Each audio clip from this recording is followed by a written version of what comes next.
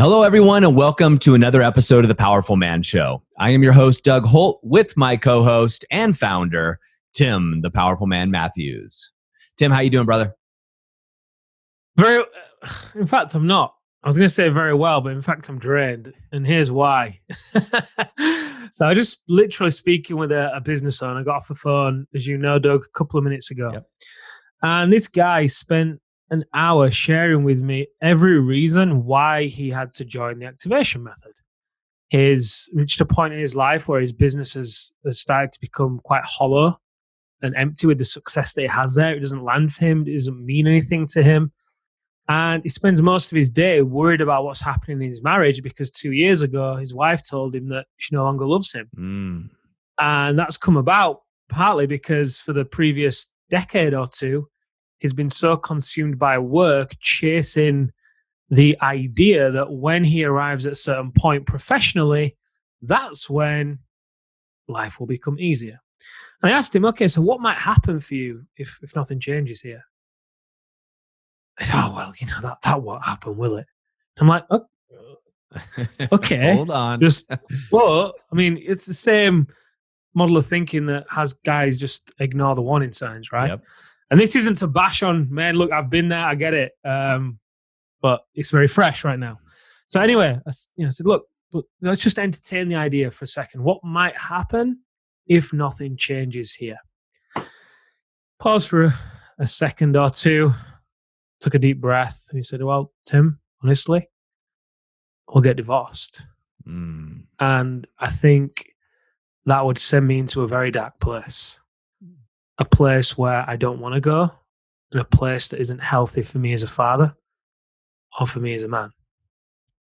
So, fast forward 20 minutes later or so, we get towards the end of the conversation, share with him how the activation method could help him, fits all of his needs and so forth.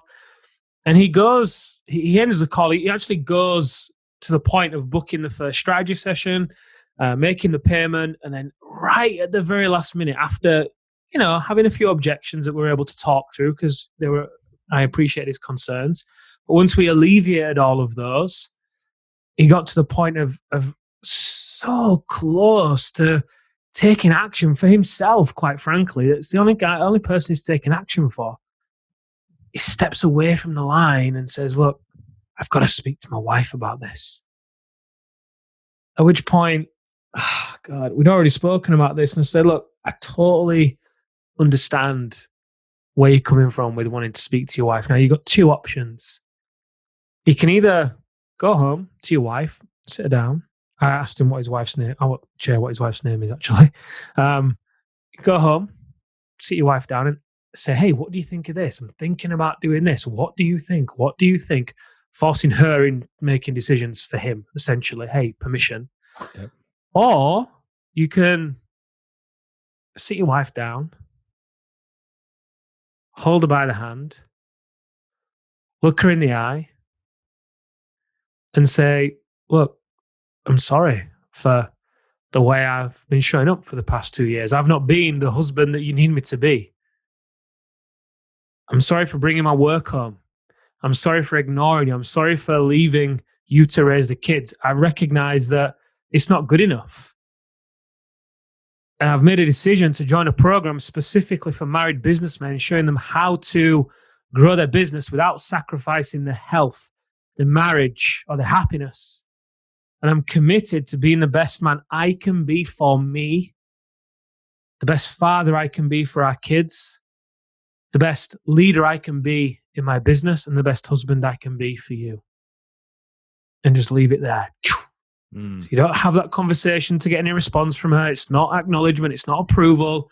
It's just to say, hey, I recognize where I've not been stepping to the line, and here's what here's what I've done about it. Not what I'm gonna do or what I think I should do. Here's what I have done, because there's been many broken promises, as you know. And he responded well to that. That's what I'm gonna do. I'm gonna do that. Like, cool. Well, you've got to take some action right now to be able to have that conversation authentically with a level of commitment inside yourself. Yeah. And he stepped away from the line again. His choice, right? His life. It's not mine. And it really I wanted to bring it up in this this short video here because he doesn't realize what he's doing to his wife. He doesn't realize that if his wife has objections to his investment here, it has very little, if anything, to do with the investment he has made. But instead, it's got everything to do with. I'll let you finish that. Everything to do with what? You look like you're jumping in. Well, we see this so often, and as men, you're leading your business, or are you? Or is this a symptom? I'm guessing for this guy, he drives his business, but perhaps doesn't delegate well at the office, and he comes home and he relegates all his power to his wife. And over time, his wife or if you're listening to this, your spouse is going to stop trusting you when you're always asking for guidance and permission. Now, it's one thing to have conversations about finances or conversations about how to raise the kids, but there needs to be one alpha, one leader in the family. And guys, if you're not that person, then she has to be. And in most relationships, that's not the way the woman wants it, your spouse. And so this is just, I can almost guarantee, Tim, that if I went into this guy's house and we put cameras and we watched how he interacts with his wife over the last 2 years, since she said probably longer, 5 years that she's been falling out of love with him, that he asks her for permission, guidance on all the things he does. Thinking about doing this at work. What do you think?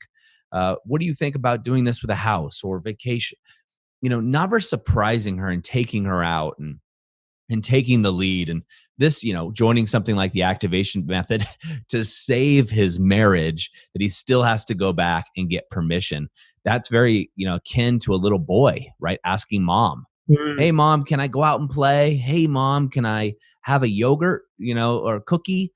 And at that point, that's not, we talk about masculine and feminine energy, and most people understand that, right? And you're giving away your masculine energy, and now your spouse has to take it on unnaturally.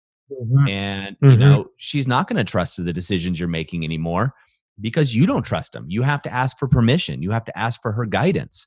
And that puts her in a very scary and vulnerable place. And the reality is this guy's wife's going to have objections. Oh, for sure. Because she doesn't trust that he's going to follow through with this, right? So he's talking about, hey, what do you think of this investment? Clearly coming across uneasy in his own decision-making. She's going to pick up on that. And it's like, hang on a minute. Well, of course not. You're just going to spend more of our money, despite who's earned it, more of our money, and you're not... Do you see? She's never going to be on board. Well, there's two things here, Tim, also, right? One is she's going to test him, right? And that's what all women will do, is they'll test us guys, right? We all know that. But she's going to test him and push back to see if he's really serious about it, right? Is he really changing, or is this just a fluke? And all the women do this, right? Even though guys that go through the program make huge changes, right? The women are going to poke and prod. And the difference is when the guys go through the program, they're strong and stable in the man that they are, and it doesn't bother them. They're unwavering. But the women are going to test, right? And he's going to flinch and everything when she's pushing. The second thing is, if 2 years ago she said she fell out of love, right? That's a lot for a woman to say. A woman takes a long time to get to that conclusion, right? Now you're spending your money. She's not looking at it that way by this point. She's looking at her money, right? Because she's now calculating, wait a minute, this money's going out. If we divorce or separate, 50% of that's mine or more. And that's a different calculation. And Tim, you and I have had the benefit of talking to a lot of these women who have either planned on exiting the marriage and didn't, right? Or actually did exit, and what was going through their head. And guys, your wife, your spouse, if she tells you that she's out of love, she's been thinking about it for a very long time, especially if you have kids. And she's made some strategies. She's read some books. She's talked to women. She's probably talked to attorneys already, even if it's not something she's taking action on. This is where you need to show up as a leader, show up as the man, unwavering, clear, I'm going to do this, right? And not only are you going to do this for her now, but even if she left, you need to step up and be the man that you've always known to be, so you can continue on for the next relationship, or just for your kids, for yourself. Yeah, because this guy said, look, I need to regain my confidence from the relationship. It's like, no. You've got you get to learn how to regain your confidence for you, and then take that into the relationship if you desire, right? Sure. And And the key, it starts what's with that? making a decision, right? Being decisive. And if you're just Yeah. wavering, asking mom for the cookie, can I have a cookie, please, mom? That's not what a man does. And again, I'm not saying, I talk to my wife about big decisions. We make things together, but she also trusts me to make decisions that are best for our family, right? The decisions on what we need to do. And that's a very difference between being a follower and being a leader. There aren't two leaders, right? Just not, right? There's always going to be an alpha or somebody in there. And so you really need to look at that in your relationship on where you're standing. If you find yourself thinking you're a leader, but your actions aren't saying that, then the people around you are seeing a disconnection and a lack of integrity in your actions versus your words. And it's time to make that change. Yeah, I think the big takeaway for this is, when your wife gives you objections, really the objection has very little to do with the thing you're talking about. Yes. But the deeper thing going on there is the fact that she's not trusting the direction that you are presenting. Yeah. Maybe it's no direction you're presenting. And she doesn't trust that. She doesn't feel safe in that. Whereas, if you actually become a man of your word, and this starts with, we did a podcast on this, I think this week, becoming a man of your word and honoring that word. And with that, by default, you're going to have direction. She can then start to follow you. But if you don't know where you're going, how can she follow? Can't. If you are on the path walking, how can she can't follow a guy that's sat down or stood still. It's just, and at the same time, she's continuing to move. Yeah. She's continuing to grow and further her career. And, you almost become the person that she's then pulling at that point. Honey, should I walk? Honey, should I jog? Should I prance? Should I sit down? What should I do? What should I do? Tell me what you want me to do. It gets ridiculous. I get the confusion at sometimes because it's like, well, how do I lead and have direction without being a dictator? Sure. That's a different conversation. Completely. At the same time, it's very easily done and many men are doing it.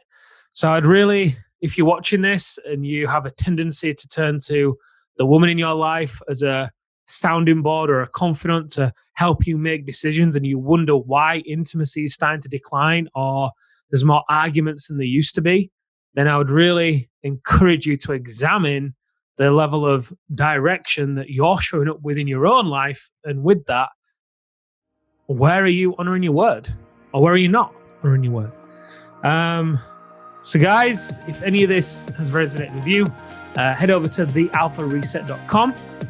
We can find out more about how we help men maybe in a similar position to you.